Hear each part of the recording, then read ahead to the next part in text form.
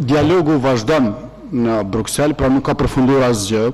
Qëllimi i Serbisë është pasojë e qëndrimit të njëjtë anti-Kosovë dhe anti-shqiptar, e kjo është autonomia për veriun e Kosovës, ngjajshëm sikurse në Bosnjë, por ata e kërkojnë ndarjen në mënyrë që ta fitojnë autonominë. Njësoj sikurse Miloševići që e kërkon të ndarjen e Bosnjës dhe në fund e fitoi Republikën Serbe atje, njësoj Dačići po e kërkon ndarjen e Kosovës në mënyrë që ta fitojë autonominë atje, dhe për këtë gjë ju po i shërbeni shumë mirë.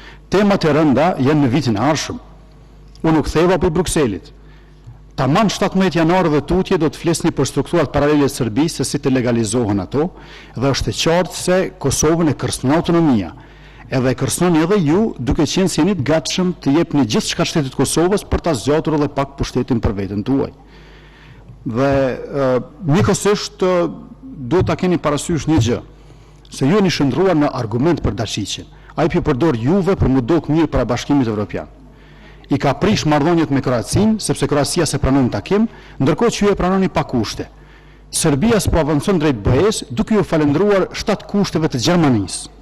Sesa për qeverinë e juaj, ajo e kishte fituar edhe datën e fillimit të negociatave për antarësim në Bashkimin Evropian. Dhe nuk i thuhet Vladimir, sa ashtu i thonë malazisht, po i thonë Katërkollë. E unë nuk jam prej Katërkollës, unë kam lind në Prishtinë. E të Katërkollës nuk e kam as babën. Faleminderit. Mëtej, unë po e shoh që kryeministri që kam bu shumë kundër meje. Zëvendësi ti më ka ftuar në takim. Unë i thash po, në debat televiziv. E aty edhe shprallohesh, sepse pas ke shumë gjëra të pathëna. Pra, i frustruar jeni ju, jo unë. Ju kontrolloni disa televizione dhe disa moderatorë, caktojeni cilin do prej tyre kur doni mund bëjmë debat, mos po marrim kohën deputetëve me këto gjëra. Dhe sfundi, nuk është me rëndësi të mos dorëzohesh fizikisht, po mentalisht, intelektualisht dhe emocionalisht.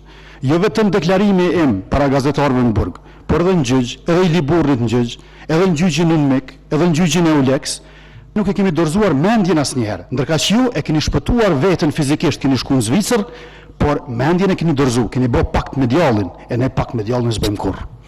Sikur të ishim pa ndikim, nuk do ta kishit marrur mundin të përgjigjeshit. Pra ju e demantoni vetën, sa herë që flisni, s'ka nevojë të demantoj dikush tjetër, kaq inteligjencë dhe logjik keni. U tha që po ju ofendoj, dhe mos u zgërdhini.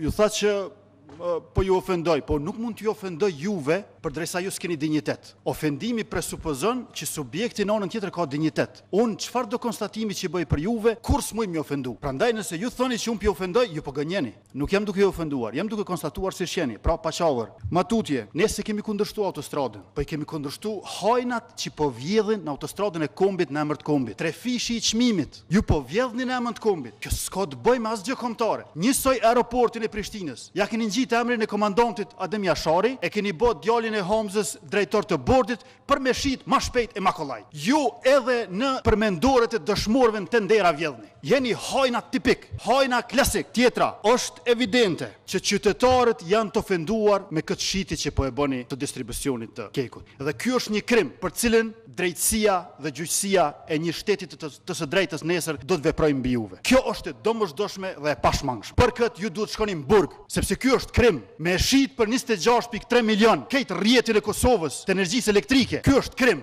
Prandaj mos u zgërdhini, po bëuni njerëz serioz. Se gjendja është serioze. Mos u zgërdhini kryeministër. Nuk jeni as serioz dhe as i sinqert. Ju s'mund ta përfaqësoni qytetarën e Kosovës me këtë zgërdhirje. Astrid Dehari është mbytur në burg. Është qeveria e vetvendosjes ajo që do ta çliroj sistemin e drejtësisë nga ekzekutivi dhe do të zbardhet ky rast. Por njerëzit si Veseli nuk kanë nevojë të pyesësh se këta flasin vet. Ju e pat se si Porsa në Kuvendin e Republikës Kosovës e barazoi flamurin kombëtar shqiptar me flamurin e Serbisë. Mentor